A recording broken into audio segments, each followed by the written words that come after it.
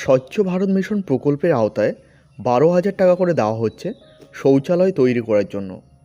আপনি যদি এই টাকা পেতে চান তাহলে আপনাকে একটি ফর্ম ফিল আপ করে জমা করতে হবে। ফর্মের প্রথমে এখানে দেখতে পারবে ব্লক ডেভেলপমেন্ট অফিসার বলে লেখা রয়েছে। এর নিচে এখানে দেখতে পারবে ব্লক বলে লেখা রয়েছে। এখানে কিন্তু আপনার ব্লকটি লিখতে হবে, অর্থাৎ আপনি কোন ব্লকের অন্তর্গত সেটা কিন্তু এখানে লিখতে হবে। এরপর দেখো এখানে ডিস্ট্রিক্ট অর্থাৎ আপনার জেলার নাম কি রয়েছে সেটা কিন্তু এখানে লিখতে হবে। এরপর দেখো এখানে একটি ডেট বল লেখা রয়েছে।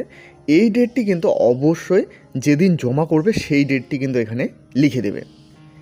এরপর দেখো নেম অ্যাজ পার আধার, অবশ্যই এখানে আধার কার্ডে যে নাম রয়েছে সেই নামটি কিন্তু লিখতে হবে।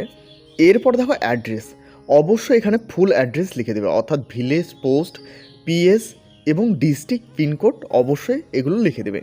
এরপর আধার নাম্বার, অর্থাৎ আবেদনকারীর আধার নাম্বারটি এখানে লিখে দিতে হবে।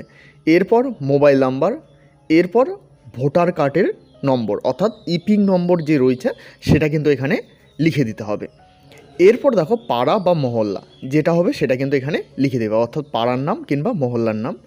এরপর ভিলেজ অর্থাৎ গ্রামের নাম কি রয়েছে সেটা কিন্তু এখানে লিখে দেবে। জিপি অর্থাৎ গ্রাম পঞ্চায়েতের নাম। এরপর দেখো ব্লক অর্থাৎ ব্লকের নাম। এরপর ডিস্ট্রিক্ট অর্থাৎ আপনার জেলার নাম। এরপর দেখো 11 নম্বর পয়েন্ট ফাদার হাজবেন্ড, অর্থাৎ পুরুষদের ক্ষেত্রে অবশ্যই এখানে ফাদার্স নেম লিখবে এবং মহিলাদের ক্ষেত্রে হাজবেন্ড নেম লিখবে। অর্থাৎ পুরুষ যদি আবেদন করে থাকে সেক্ষেত্রে এখানে কিন্তু ফাদার্স নেম দিতে হবে এবং মহিলা যদি আবেদন করে থাকে সেক্ষেত্রে এখানে কিন্তু হাজবেন্ড নেম দিতে হবে। এরপর জেন্ডার অর্থাৎ মেল নাকি ফিমেল, অর্থাৎ পুরুষ আবেদন করে থাকলে মেল এবং মহিলা আবেদন করে থাকলে ফিমেল। এরপর ক্যাটাগরি এপিএল রয়েছে নাকি বিপিএল রয়েছে সেটা কিন্তু এখানে দিতে হবে।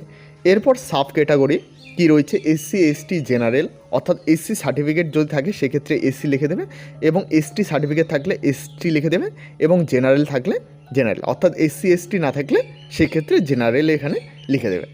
এরপর দেখো SC ST person, disability, landless, labour, small farmer, marginal farmers, women headed family, অর্থাৎ এখানে বলা হয়েছে তপশিলি জাতি এবং উপজাতি অর্থাৎ এসসি এসটি, প্রতিবন্ধী রয়েছে নাকি ভূমিহীন ব্যক্তি কিংবা শ্রমিক, ক্ষুদ্র কৃষক, প্রান্তিক কৃষক এবং মহিলা যদি পরিবারের প্রধান হয়ে থাকে সেক্ষেত্রে এখানে দেখতে পাচ্ছ ওমেন হেডেড ফ্যামিলি লেখা রয়েছে।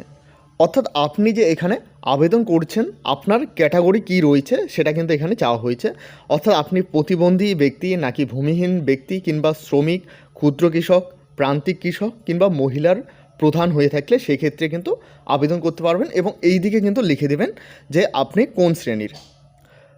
এরপর দেখো 14 নম্বর পয়েন্ট ব্যাঙ্ক ডিটেলস, অবশ্যই এটা কিন্তু খুব গুরুত্বপূর্ণ, অবশ্যই ভালোভাবে ফিল আপ করবে।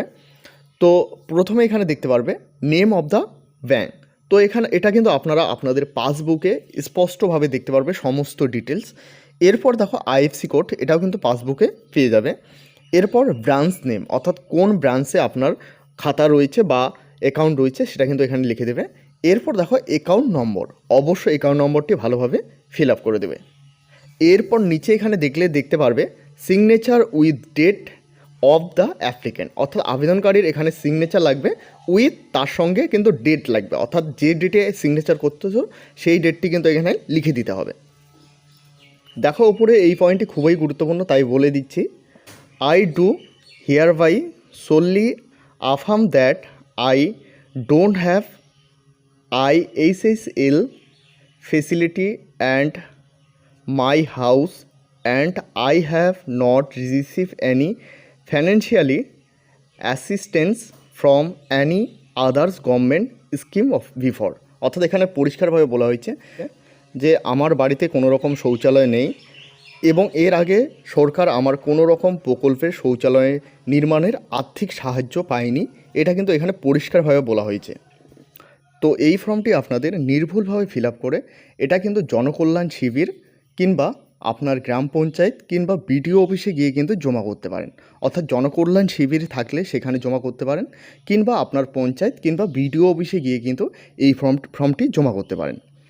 তো এই হলো আজকের গুরুত্বপূর্ণ আপডেটটি ভালো লাগলে অবশ্যই একটি লাইক করবে, এই চ্যানেলে প্রথমবার হয়ে থাকলে অবশ্যই চ্যানেলটিকে সাবস্ক্রাইব করে সাথে বেল আইকন প্রেস করতে ভুলবে না।